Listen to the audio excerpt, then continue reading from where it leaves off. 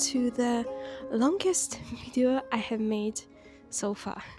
So throughout this year I have managed to find some really great books, but most of them are just okay books, they're fine, they make sense.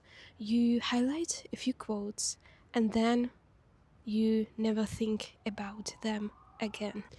But for this experiment, for this video, I'm not looking for fine, I'm looking for phenomenal.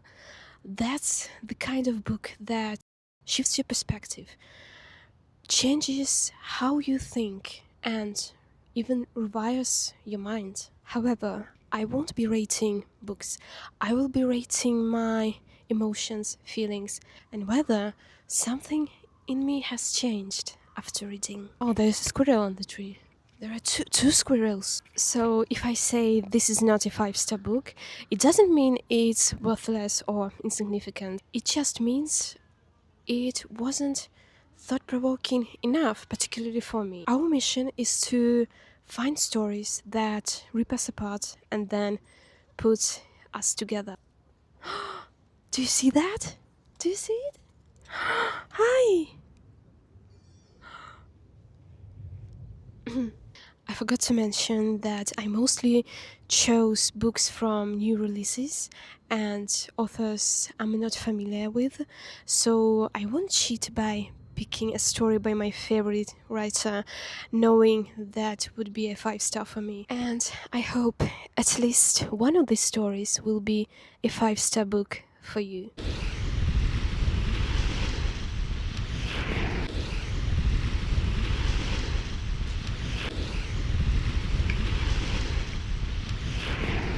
Testing. So our first book is The English Masterpiece, an art mystery set in 1970s London, to be precise 1973, right after the death of Picasso. We are following our main character Lily, who is newly promoted assistant curator at the Tate Modern Collection. During a high-profile gallery opening, she shocks everyone by saying that a newly acquired Picasso masterpiece is a forgery. And now our main girl is in trouble because after she voices this bold statement, she sparks a crisis that can ruin not only her career but also threatens Diana, her mentor. Because it was Diana, an art expert, who authenticated this painting, and now Diana's reputation is at risk. Diana is a keeper of Tate's modern collections, and Lily is her assistant. And Lily aspires to be like Diana. She admires her success. She wants to achieve a similar level of influence and recognition.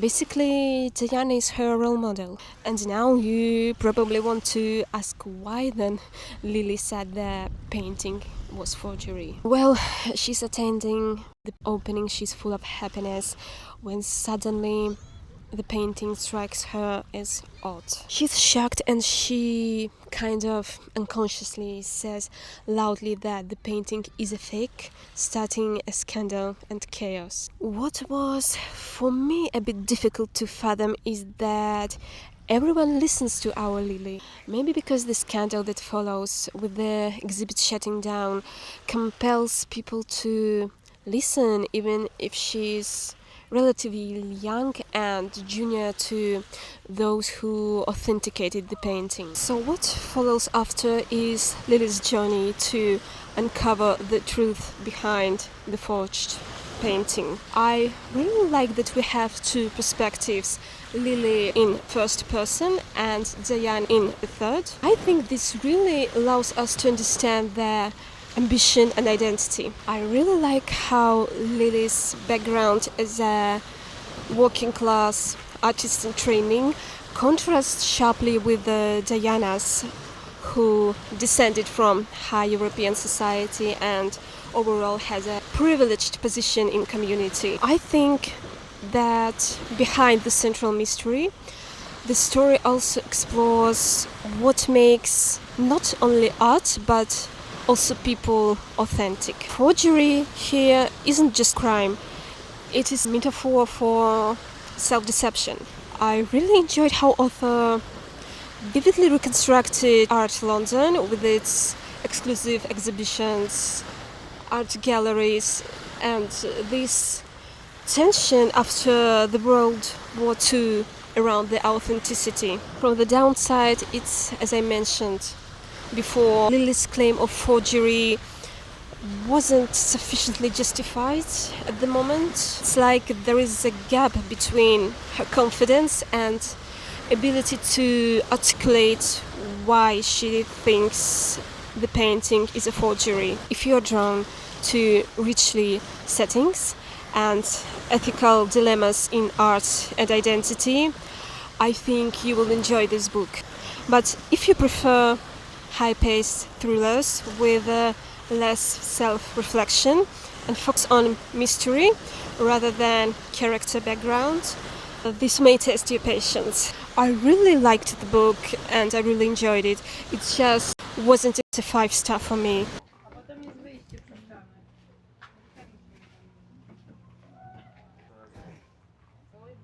Alright, next book.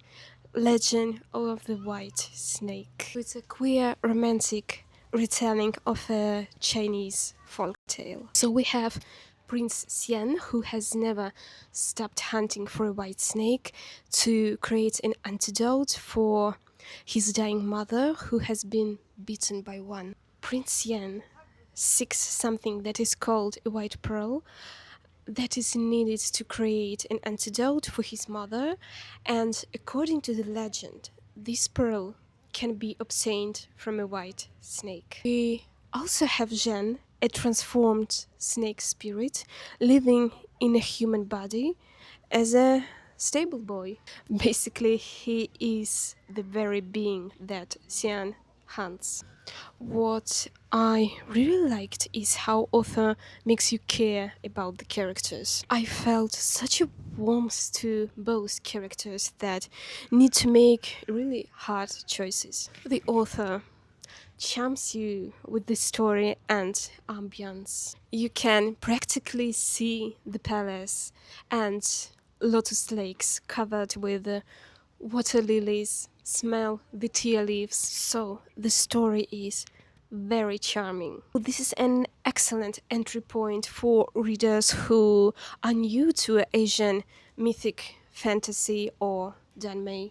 So I'm really glad I have read that. However, I think the romance was slightly underdeveloped and felt like a little bit insta-love.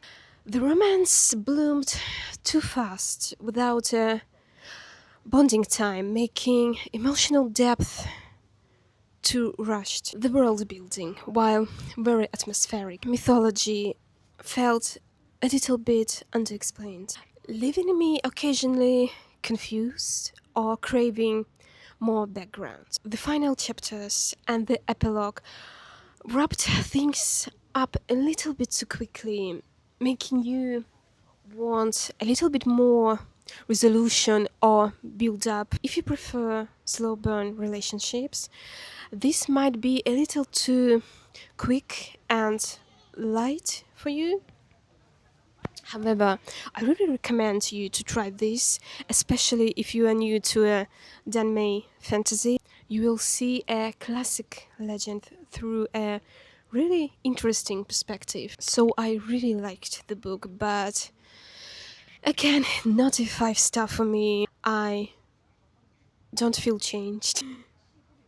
But that's okay. I still had a great time. With our next book, things didn't go so well, unfortunately. Next one was a DNF. Next 3 books were DNFs. Tenderly, I Devoured. This isn't a plot-driven novel, but it's internal and very atmospheric. Some of you might find the lack of structure and action frustrating. If you prefer novels with a straightforward pacing, this one might be a little bit slow and confusing for you. We are following a 17-year-old lacrimosa who is expelled from a prestigious boarding school. She returns home in disgrace to discover her family on the point of financial ruin. Desperate to save them, she accepts a marriage of convenience to Therion, chthonic god worshipped by Luck's isolated coastal hometown. But the betrothal ceremony goes very wrong.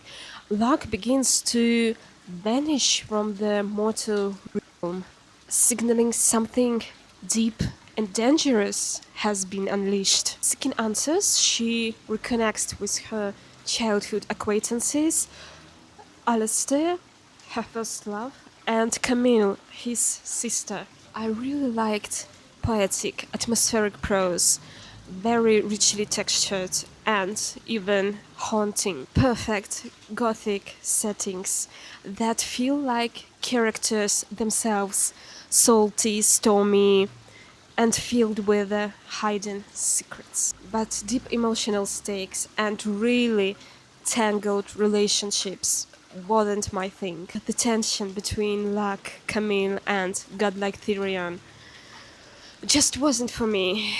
So that was my DNF.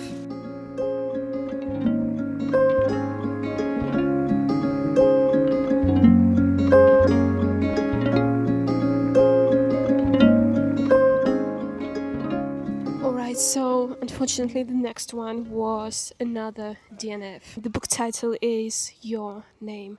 And this is quite clever and provocative, letting the reader imaginatively insert themselves. This book definitely stands out and is like a surreal plunge into obsession, fandom, identity, and illusion. Because YN is partly a blank placeholder. The narrator is intentionally somewhat amorphous, but that can make emotional connection harder for some readers, and that is exactly what had happened to me. The narrator, a Korean American woman living in Berlin, struggles with belonging and meaning. I just couldn't resonate with our main character or writing. Maybe I should read you some quotes so you can know what the writing feels like. He sang that there had been a time where he couldn't bear to cross a room in the presence of others.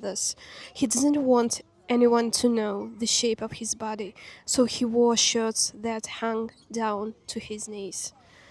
The fact that he had a face distressed him, if only it could remain hidden, like the secret of his groin. But then he met me. Finally he could bear to be seen. I look at him so much, more than anyone ever had, so it left him no room to look at himself.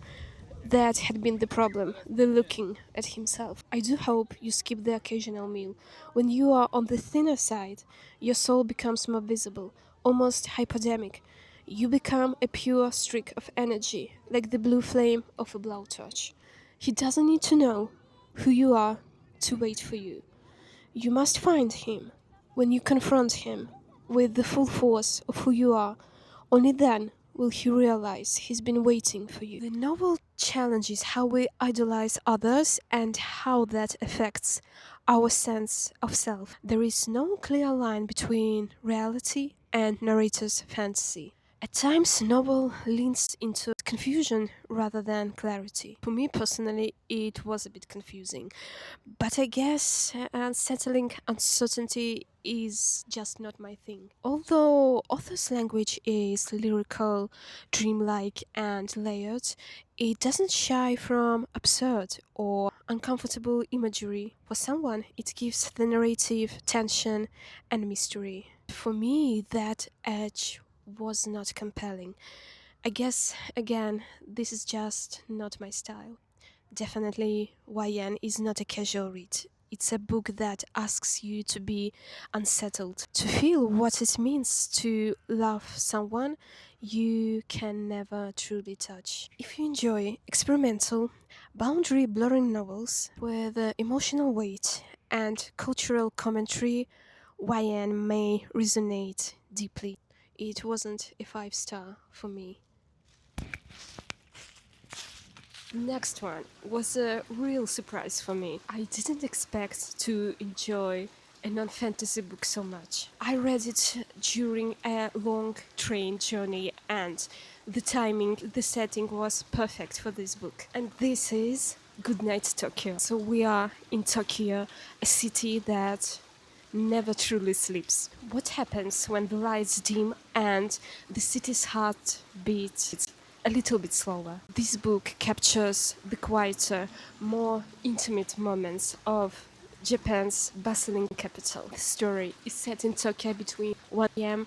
and 4:30 a.m. The narrative is made up of interconnected stories. A film master searching for obscure items. A night taxi driver who meets various late-night passengers, people wrestling with loss, search, loneliness. He's one of the more central figures. On the road at night, he becomes a witness to many stories, sometimes confident, sometimes simply transporting people, but somehow always part of the web. Our prop master, tasked with finding odd or rare items for director. This might be a metaphor for searching, for fulfilling needs that might be strange or even obscure, but deeply felt. Another character works in consultation. She helps others, answering questions, yet dealing with her own past and absence. I really like the structure that includes multiple narrators, different small arcs, overlapping timelines that eventually connect with each other, and the late night setting gives unity. It's part love letter, part quiet observation, a meditative reflection on the soul of Tokyo when it's not performing for the world. Whether you have walked the neon lit streets of Tokyo or only dream of it, this book invites you to experience this city in an entirely different light. The tone is soft, almost dreamlike. You feel like you are not reading but drifting through memories, street lamps, shadows. The city is vast, impersonal at a first glance, yet through these small overlaps, taxi rides, chance encounters, shared searches, the author shows us how human lives intersect in surprising ways. Many characters seem caught in between, longing for something lost, a person, a sense of purpose, an object, or trying to find something they maybe don't even fully understand. There are also some small surreal moments, almost dreamlike, that heighten the sense that at night the ordinary becomes strange. Possibilities open. If you love Tokyo, but not just for the bright lights, if you appreciate the books that centers on the feeling rather than plot, this might be a hidden gem for you. The atmosphere is evocative. Tokyo at night feels real, but also somewhat mystical. Goodnight Tokyo is less about a destination, but more about the transitional times. Those hours when city is not fully awake nor entirely asleep, and so many small lives drift in and out of each other. I really didn't expect that I will love this book so much, but it stays with me. But again, I can't say I feel changed, but it was a really solid, nice read. It just wasn't a 5 star.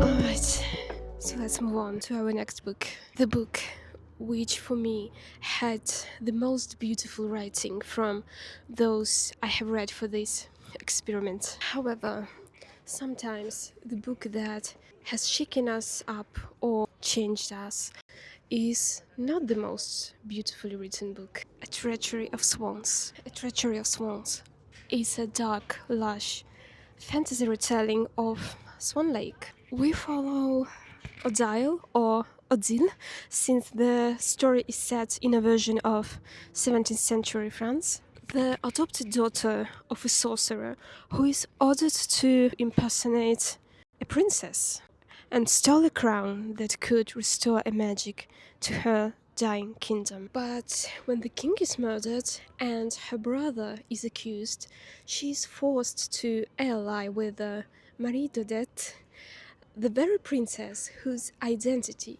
she has stolen. Together, they navigate betrayal, caught in trick, dangerous magic, and an unexpected bond that changes everything. Odile is very clever, resourceful, but bounded by the loyalties she never asked for. Torn between the man who raised her and the truth she learns, her journey is one of self-discovery. Marie Dodette may begin as a seized princess, but she's not a passive victim. She has wounds, pride, and strength. And in their forced collaboration, their mistrust shifts to something deeper. Our antagonist, a malevolent sorcerer and master manipulator, weaves disruption from the shadows. Though less deeply explored, his presence looms large, shaping much of the conflict. We discover themes of identity and impersonation, who we are versus who we pretend to be, magic and power, what it costs and who controls it, growth, forgiveness, and finding one's voice in a broken world. The writing truly is exquisite. Every ballroom, hallway, wooded lake feels layered with a hidden meaning. I wanted to annotate almost every page, and this book is the most heavily annotated book from this experiment. The story truly builds an immersive and haunting aesthetic. The court, the costumes, the shadows, you can almost feel the chill on its pages. The central relationship is compelling, slow to emerge, and full of push and pull. The twists in identity and alliances will keep you guessing. You are never quite sure who is telling the truth. I really liked Odile's arc, her doubts and decisions. To be honest, recently I have rarely seen such a character development in modern fantasy stories.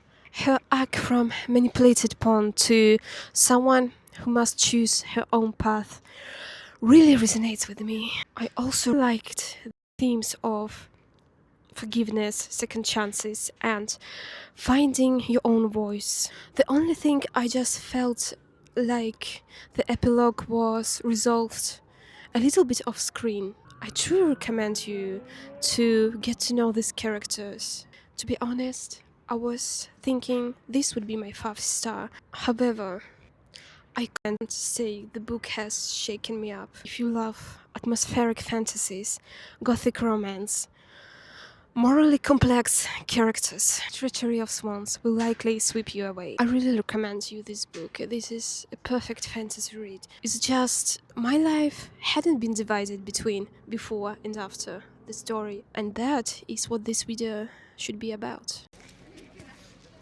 This was a summer of really peculiar, strange books, and our next book is like that.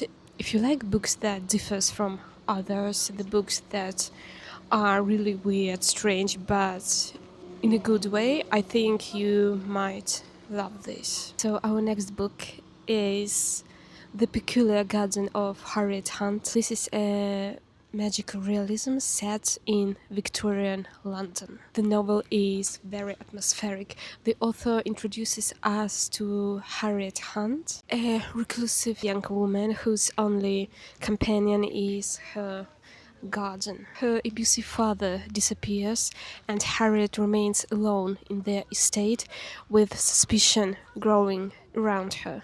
As she enters a hastily arranged marriage to prove her respectability, some dark intentions emerge, and her only true ally might be her enchanted garden. With ivy that coils warmly around her ankles, and roses that seem to disapprove of visitors. The garden almost feels alive, twisting ivy, nodding roses, soft moss, creating a deeply immersive Gothic setting where nature responds to emotion. I think that Harriet is very emotionally rich narrator. Harriet's inner life, her grief, fear, inner strength is central in this novel. We witness her slow blossoming against man's control, making her journey deeply moving. The story begins as Gothic haunting symbolism and turns into a tale where women reclaim quiet power in restrictive, threatening environments. I should mention that the pacing is quite slow in the first 70%.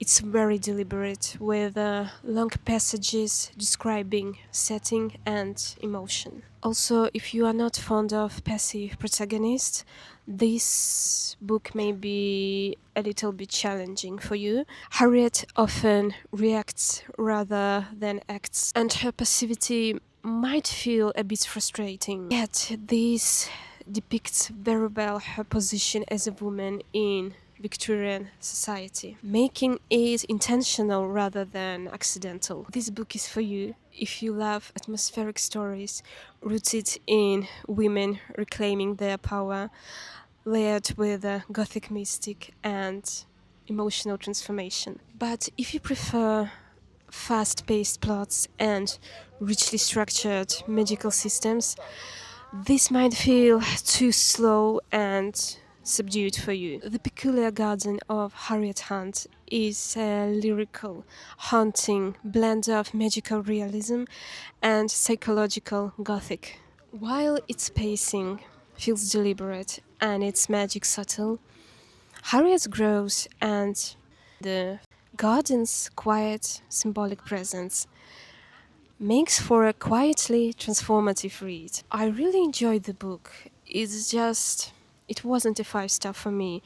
I really wish it would be a bit faster in the first part of the book. So after 3 DNFs, I needed something to lift my spirits, and I thought a vampire book would be nice.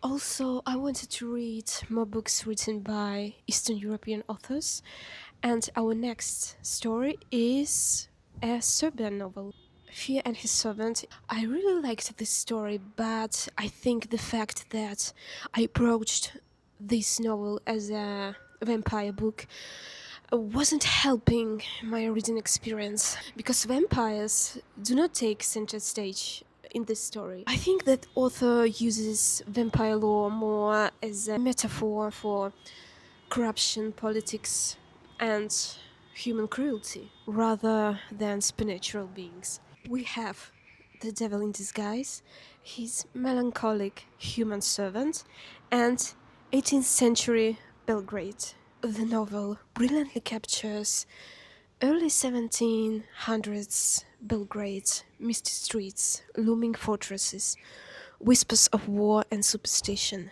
Perfect Gothic vibes with folklore and historical details woven together. Otto von Habsburg and his devoted servant are sent to Belgrade by Austrian monarchy to investigate troubling reports of vampires. The story draws on real events, but blends it with myth, political intrigue, and the supernatural. We have unique dual narration, the devil himself masquerading as Count Otto, telling the part of the story witty, ironic, manipulative. His servant Novak offers grounded, melancholic, human perspective. The contrast creates tension and keeps you questioning what's true.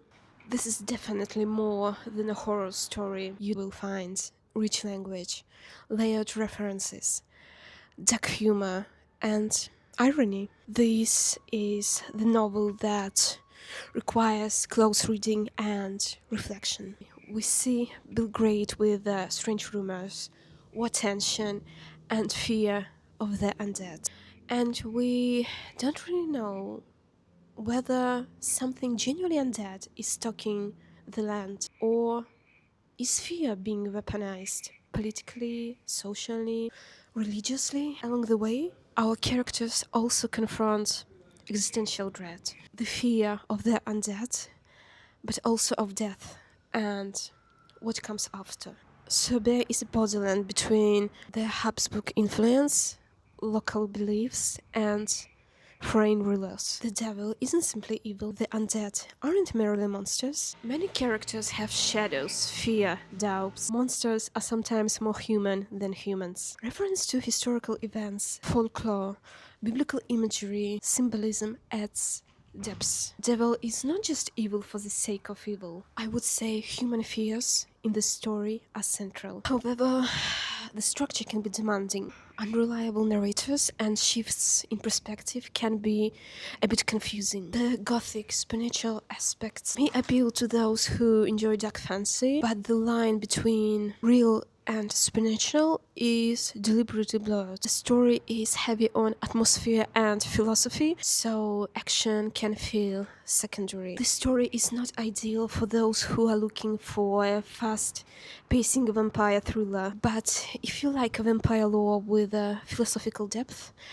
and historical settings, this story might be just for you. I highly recommend if you like exceptional humor and writing. I really enjoyed this story, especially the humor. It's just I hadn't been transformed. I also forgot to mention that this book reminded me of one of my favorite stories, The Master and Margarita, in terms of narration, ambience, and several religious themes.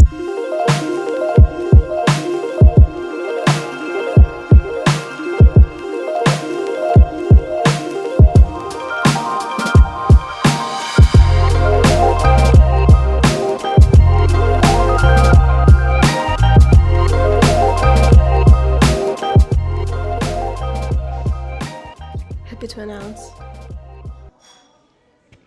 we finally found it. We found my 5-star book. And this is the summer house. The story is narrated by a young architect who joins a small Tokyo firm run by the renowned architect. The setting, 1980s Japan, in a small village near active volcano. The firm relocates temporarily to the so-called summer house to escape Tokyo's heat and to develop a proposal for a competition for a new library, for a new national library in Tokyo. The competition is highly significant. It's not only a chance to win a major public commission, but also an opportunity for a small studio to demonstrate their creative philosophy and technical mastery. However, it's less about rivalry and more about the meditative craft of creating both buildings and human relationships. That's the backdrop. The actual heart of the book lies in how the characters engage with their craft, with each other, and with the natural environment around them. The writing is very immersive. You can see the mist among the trees, smell the scent of wood, and observe the quiet morning ritual of sharpening pencils. I will explain a bit later about the ritual. Instead of explosive drama, this book gives us gentle tensions. A young architect finding his place among elders, quiet crushes and professional boundaries, the looming presence of nature, the volcano, acting as a reminder of impermanence. And now about impermanence. I am a creature of habit. The thought of change, temporality of things terrifies me. And the main theme, one of the main themes here in the book is art of letting go, the impermanence of the world. Through the whole video I was saying I don't feel changed. And this book made me rethink my habit of clinging to things, fear of temporality, and think about that everything in our world has its own cycle. The next thing is that as a foreigner, I was curious to see life not only in Tokyo, but outside the big city. The most part of the book is set in a small village, and we start the story by moving to the summer house, preparing to concentrate on a competition and show the true craft. All that in a beautiful surrounding around an active volcano. The description of their routine was very comforting. Our team take turns to prepare breakfast. They go for grocery shopping together, prepare evening grills, sharpening pencils in the morning. And yes, the story begins in the early 1980s, so the architect blueprints were made by hands using pencils. And I also liked the tradition that every newcomer who joins the company receives a personalized pocket knife by sensei for sharpening the pencils. And when someone whose favorite genre is fantasy is captured by these details and not only dragons and epic wars, you know that the book must be truly exceptional. Want to mention that I didn't like Marika. I couldn't comprehend her character actions. I'm afraid to tell you more because I will ruin your fun with spoilers. So if you are someone who delights in atmosphere, slow build, craft, and reflection, the summer house is definitely for you. And this was my journey towards the 5-star book. I hope through this bumpy road you manage to discover books that will be exceptional for you. And thank you as always for being here.